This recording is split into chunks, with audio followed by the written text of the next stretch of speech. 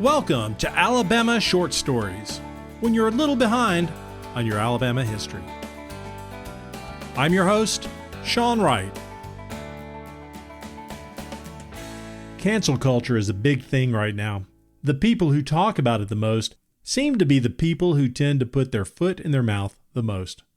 You know the person most at risk of being canceled. If someone is canceled, it usually means they are ostracized from a group or business. It's also just boycotting with another name. Now, if someone says or does something against the majority's values, they tend to get canceled. When Will Smith slapped Chris Rock at the Oscars, Smith stepped across a line. His actions repulsed many in the audience and among his fans. Smith has since been banned from the Oscar ceremony and probably is not receiving movie offers like he once was. He's been canceled, or what I like to refer to it as being held accountable for your actions. While cancel culture is a new phrase, banning people and performers is nothing new. Even the state of Alabama has been banned. The first banned item that comes to mind in Alabama is books. Some people tend to lash out at books as the root of all evil, and they go to great lengths to remove the offending book so as not to corrupt our children. 3 Alabama authors are among those with books that tend to show up on banned lists. John Green, who wrote Looking for Alaska, graduated from Indian Springs School. Suzanne Collins, who wrote the Hunger Games series, graduated from the Alabama School of Fine Arts. And Harper Lee. Do I even need to tell you that she wrote To Kill a Mockingbird? Yes, Harper Lee has been canceled in some school districts in Alabama. But I would like to tell you about one international group that was canceled long before the name canceled was fashionable, and the groundswell started in Birmingham. It's March 1966, and the Beatles agreed to be interviewed by the Evening Standard's Maureen Cleave for a series of articles called A Day With, featuring each Beatle separately. Let me give you a sense of where the Beatles were then. 7 months earlier, they performed at Shea Stadium to a record-breaking crowd. The album Rubber Soul was released in December, followed by the singles We Can Work It Out, Nowhere Man, and the EP Yesterday. The album Revolver was scheduled to be released in August. It had been a successful 3 years for the Beatles, and they were enjoying the spoils of their success. John Lennon, 25 years old at the time, invited Cleave to his home for the interview. Lennon, his wife Cynthia, and his son Julian had moved to Weybridge outside of London. They lived in a large Tudor home filled with the items one would have purchased if they had quickly received a lot of money. A suit of armor, a massive crucifix from a Roman Catholic church altar, a large and ornate Bible, and a gorilla suit are some items mentioned in the article.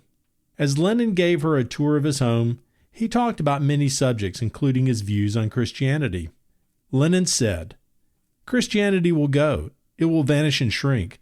I needn't argue about that. I'm right and I'll be proved right. We're more popular than Jesus now. I don't know which will go first, rock and roll or Christianity. Jesus was all right, but his disciples were thick and ordinary. It's them twisting it that ruins it for me." The article moves on to a discussion of his wine cellar and model racing cars, which held his interest for just a week. Today, that's a throwaway line.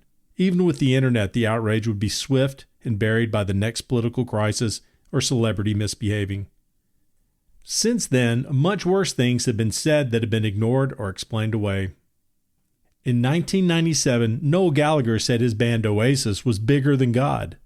The reaction was minimal, much to Gallagher's dismay. He was even trolled by the Spice Girls' Mel C, who said, "If Oasis are bigger than God, what does that make the Spice Girls? Bigger than Buddha? Because we're a darn sight bigger than Oasis." Ouch. But Lennon's quote was in 1966, and it took the world by storm. 2 disc jockeys in Birmingham, Alabama, read the quote and decided this needed a response that only Alabama in the 1960s could provide. WAQY was a top 40 radio station in 1966, known on the air as Wacky 1220. It played a more sedate version of Top 40 than its larger established competition. The station was started in 1964 by auto dealer Tommy Glure, who brought on Tommy Charles and Doug Layton, becoming the first 2-man show in Birmingham. Tommy Charles started as a big band crooner and was signed to Decca Records. He was also a budding movie star. When his movie deal fell through, he was recruited by WSGN to be the overnight disc jockey, quickly becoming one of Birmingham's most popular disc jockeys. Doug Layton started in radio when he was in high school. After college, he enlisted in the Navy before resuming his radio career in Montgomery.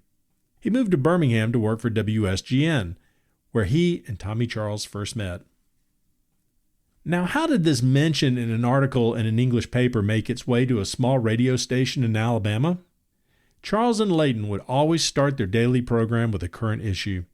They hoped listeners would call in and discuss the issue, maybe generate a little controversy, because that was good for ratings, just as it is today. It was July 30th, 1966, and the two had been reading the July issue of Datebook, a magazine for teenagers in America. The lead story was, "The 10 Adults You Hate the Most." Within the article was the quote by Lennon about Christianity without any of the original text. Not that it would have helped stop the oncoming outrage.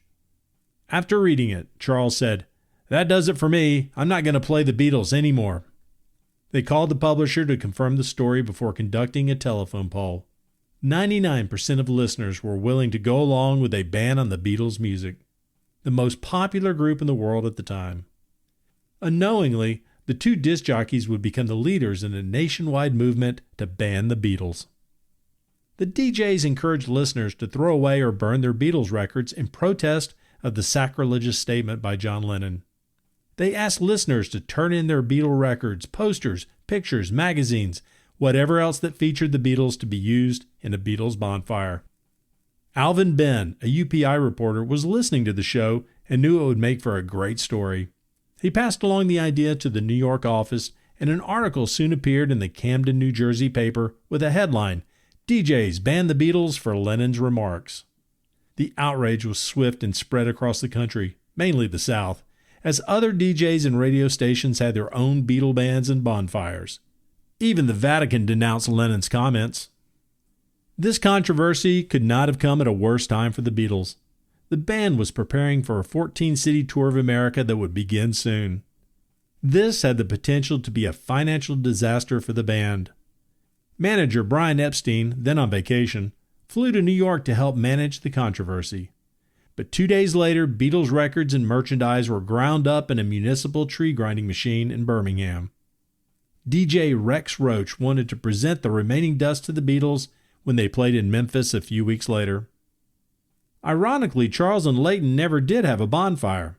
The city of Birmingham had a city ordinance that banned public bonfires. On August 11, 1966, the Beatles left England to start their U.S. tour with their first show in Chicago.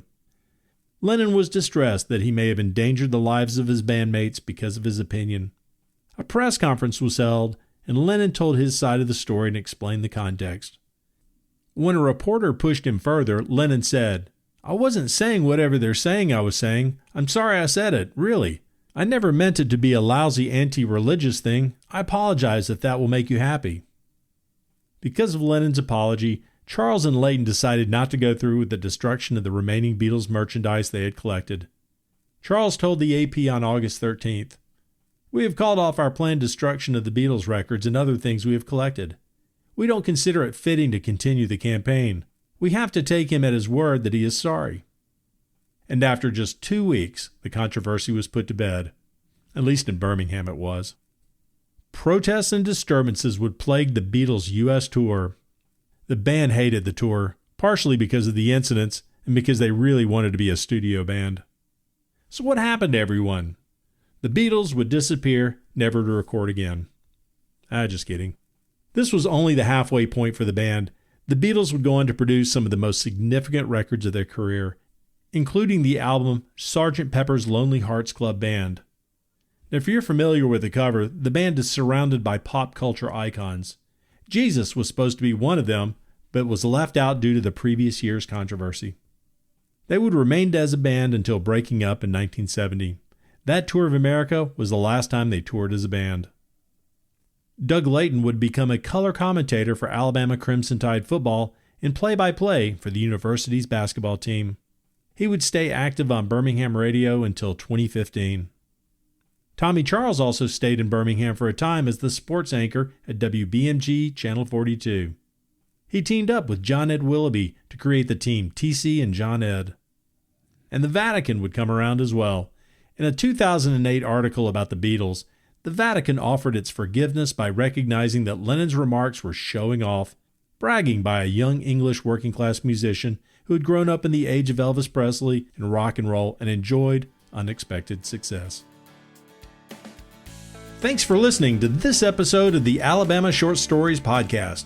If you enjoyed listening, I would appreciate it if you would rate it and leave a review on Apple Podcast and Spotify if you listen there. And if you know someone who might like to hear these stories, share this episode with them and encourage them to subscribe. You can also support the podcast by purchasing the companion book from Amazon.com, which features the first 3 seasons of the podcast. Thanks again, and see you next time on Alabama Short Stories.